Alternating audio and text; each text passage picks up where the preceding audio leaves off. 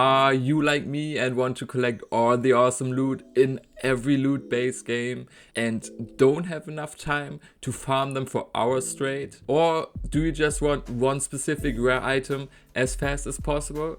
Well, if you are playing Borderlands 3, you have some pretty easy opportunities to get almost every legendary item in the game within 1 hour.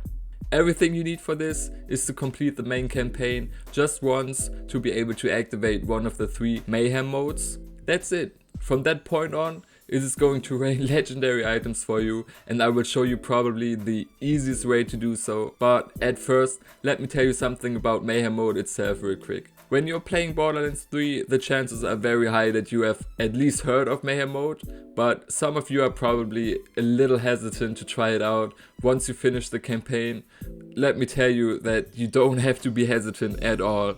It will make your experience so much better. I was playing solo and with my friends in every Mayhem Mode. We started out with Mayhem Mode 1 and thought, yeah, there's not much of a difference to be honest. Let's try out Mayhem Mode 2. So we played that for a while until we hit level 50 and thought, okay, we are getting a lot of legendaries and the enemies are still melting like crazy sometimes. Let's go even higher. And we noticed that it was a good challenge overall in Mayhem Mode 3, still relatively easy, especially if you think about how much loot you get in return. Like with Mayhem Mode 1, you already get a 100% loot quality increase, which was definitely noticeable, but with Mayhem Mode 2, you get an additional 300% loot quality increase and even 500% in Mayhem Mode 3, and the legendaries will just come raining in on you. You'll get legendaries from lockers and ammo boxes so often that you will want to open every single one of them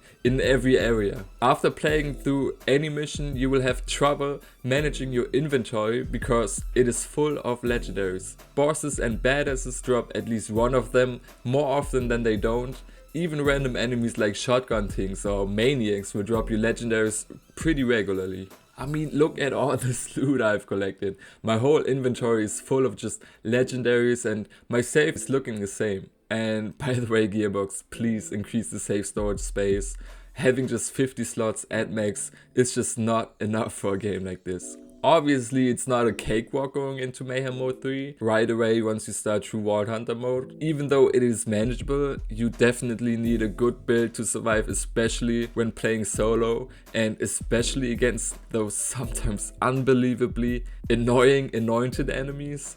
They sometimes spawn like 4 at a time, and I don't know if we were too stupid to kill them easily, but god damn, they are nothing but bullet sponges and can really ruin the fun sometimes. You can also get pretty unlucky with the random buffs and debuffs you can get in this mode, but I will have a video posted about a great Zane build later this day that I was playing with most of the time, and he is pretty much unkillable with infinite action skills just constantly up, even when playing solo, and I will post Flag and the other Vault Hunters during the next couple of days, so be sure to check them out. If you're not comfortable with the idea of jumping into Mayhem Mode 3 right away, try to skip Mayhem Mode 1 and play in Mayhem Mode 2. We had tons of legendaries dropping there too. Now for me, I started noticing how insane this mode is for farming legendaries after I was trying to get the Nighthawking for my Cryozane build, which is a legendary dart SMG with a high fire rate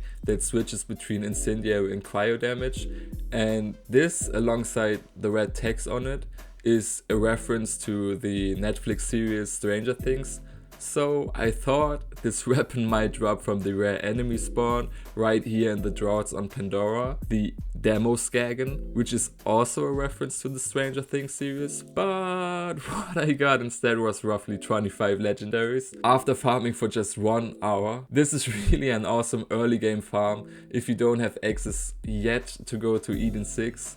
But I'll come to that in a minute. If you want to farm the Demo Skagens though, you need to reach the point in the main campaign where you come to the droughts, and that is pretty much right after the tutorial. You could speed that up by completing the side mission where you'll get access to the Catch-A-Ride station, and then you're pretty much good to go. You need to come right here next to the COV tower, and you go around it so you don't trigger the enemies. That's where you can find a little skag pit where the demo skagen can spawn. In order for them to spawn, you'll need to kill the first few skags and then wait for them to spawn. They will just hop right in here from up top. And if they don't, just save and crit and jump right back into the game, and you'll spawn right here in front of the COV tower, and you can just do it all over again. Sometimes even chubby skags will spawn there, and they have a high chance of dropping legendaries as well, so be sure to look out for those too. The next farm I'm going to show you is for those that are progressed deeper into the story already, and it is 100% the easiest and fastest way to get legendary items in the game. For this, you need to have access to the location called Jacob's Estate, which takes you a few hours to get there, depending on how fast you play through the campaign. Once you are there at the fast travel station, you need to head right here in this direction and take the elevator to the big Jacob's mansion. And along the way you can already find our target for the farm, and that is this little looting that spawns right here in front of the elevator. Go ahead and just kill him, collect your legendaries, which he 100% will drop at least one. Take the elevator up, get inside of the mansion until you activate the checkpoint in this corner right here.